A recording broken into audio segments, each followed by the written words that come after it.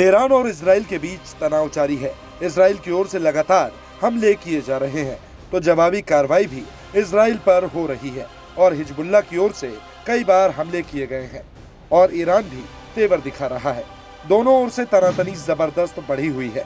Iran ने अप्रैल और फिर अक्टूबर में एक साथ करीब 200 मिसाइलों से इजराइल पर हमला किया। इजराइल ने इसके जवाब में ईरान के सैन्य ठिकानों पर जवाबी कार्रवाई की, लेकिन मामला शांत होने का नाम नहीं ले रहा। तनाव बढ़ता ही जा रहा है। ईरान के हमले के बाद इजराइल तेहरान पर बड़ी कार्रवाई करना चाहता है, लेकिन ऐसा हुआ नहीं। इजराइल कहीं ज्यादा बड़ी कार्रवाई न कर दे, इसके लिए अमेरिका की ओर से सहायता में कमी की धमकी भी दी गई। दबाव में ही सही, इजराइल ने ईरान पर हमला सीमित दायरे में किया। अब इजराइल ने ईरान को खुली धमकी देना भी शुरू कर दिया है। इजराइल में बेंजामिन नेतन्याहू के नए रक्षा मंत्री ने सेना के जनरल स्टाफ के साथ पहली ही बैठक में ईरान के परमाणु ठिकानों पर हमले की सीधी चेतावनी दी। रक्षा मंत्री इजराइल कांटोजू के एक बयान में कहा गया कि ईरान के परमाणु ठिकानों पर हमले का खतरा अब पहले से कहीं ज्यादा है। दोनों ओर से लगातार टेंशन बढ़ती जा रही है और इसी के साथ सवालों की फहरिस्त भी लंबी होती जा रही है। सवाल ये है कि आखिर इजराइल ईरान को लेकर क्या करेगा?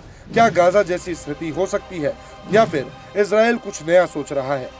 इस बात का खुलासा खुद इजराइल के पीएम बेंजामिन नेतन्याहू ने किया है। नेतन्याहू ने ईरान की सरकार से बातचीत की, कोई बात भले ही ना की हो, लेकिन उन्होंने ईरान की जनता से सीधे एक संदेश के जरिए संवाद किया है। ईरान की जनता को अपने अधिकारों और आज़ादी के लिए लड़ना चाहिए और इस सरकार के अन्याय के खिलाफ संघर्ष करना चाहिए। ईरान की जनता को अपने अधिकारों के प्रति जागरूक होना चाहिए, साथ ही देश के संसाधनों के खर्च के प्रति भी जागरूक होना चाहिए। इजराइल पर मिसाइल हमले में ईरान ने 2.3 अरब डॉलर खर्च कर दिए।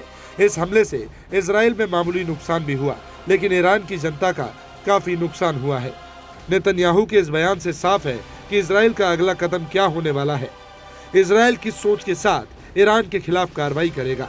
इधर ट्रंप ने जिस प्रकार की कैबिनेट की संरचना की है, उससे साफ है कि इजराइल की हर कार्रवाई में अमेरिका का साथ मिलने वाला है।